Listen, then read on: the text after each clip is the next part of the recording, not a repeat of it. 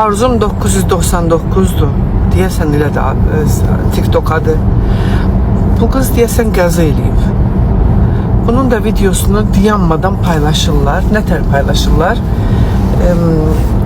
O paylaşımın adı odur ki, Arzum özünə az, özünə ziyan yetir. Psixi problemin o qədər çox olsun ki, canından bez. Deyəsən avtoqəza eləyib, mən bildiyimə görə. Elə başa düşürəm bu paylaşımlardan və kimdirsə konkret qəsdinə durubdur ki, cəmiyyət onu linç eləsin və o qız özünün canına qəsd eləsin. İndi mən bilmirəm o neyniyib. Mən bilmirəm o qəza nətər olub. Əgər onun günahı varsa, onsuz da cəzasını çəkəcək. Amma cəmiyyət olaraq, toplum olaraq bir avtoqəza eləyən insana bu qədər hücum olmaz. Ayağının altında pedal olan hər kəsin başına gələ bilər. Bəlkə o videoları hazırlayan insanın özü şofer deyil, amma hər halda qardaşı şoferdir, atası şoferdir, balası şoferdir. Mütləq cavab alasınız, mütləq. Allah dünyasını dəyişən o cavanımıza, iPhone cavan canına rəhmət eləsin.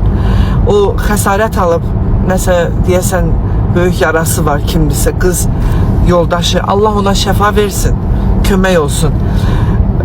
Belə başa düşürəm ki, bu Arzum da o adamı qəsdən eləməyib. Dünyadakı ən məsum cinayətlərdən biri də avtoqəzadır, bilirsiniz.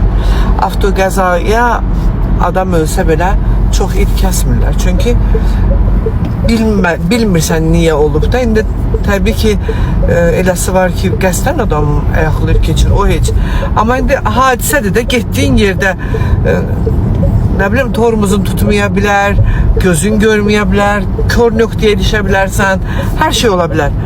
Bir insanın üstünə bu qədər getdiyinizə görə Allah sizin cəzanızı da versin.